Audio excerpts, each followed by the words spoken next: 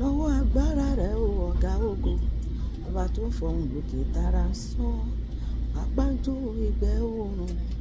kìnìún ẹ̀yà Júdà, lọ́wọ́ agbára rẹ̀ o sọ pé Olúwa ọlọ́wọ́ ẹ̀ náà ni lọ́wọ́ agbára sínú ayé mi, sínú ayé ọkọ mi, sínú ayé àwọn ọmọ mi, lọ́wọ́ agbára rẹ̀ sínú àgọ́ ara wa, gbogbo ohun tí ayé fi pamọ́ síbẹ̀ láti ṣekú pa wá fàáyọ fàátú tí gbogbo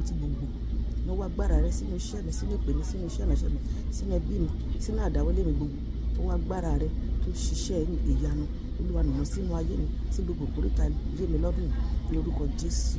Sọ pé Olúwa ọwọ́ agbára rẹ̀ tí ò ṣe dá dúró, Olúwa fi fà mí sókè lọ́dún, fi fà mí dìde, fi fà gbogbo àwọn ọmọ mi sókè, fi fà ọkọ mi sókè, fi fà iṣẹ́ mi sókè, fi fà ìpè mi sókè, fi fà iṣẹ́ ìránṣẹ́ mi sókè lórúkọ Jésù. Ọwọ́ Olúwa bẹ̀rẹ̀ iṣẹ́ nínú ayé mi, nínú ayé rẹ, ọwọ́ Olúwa wà tá ayé wa ṣe.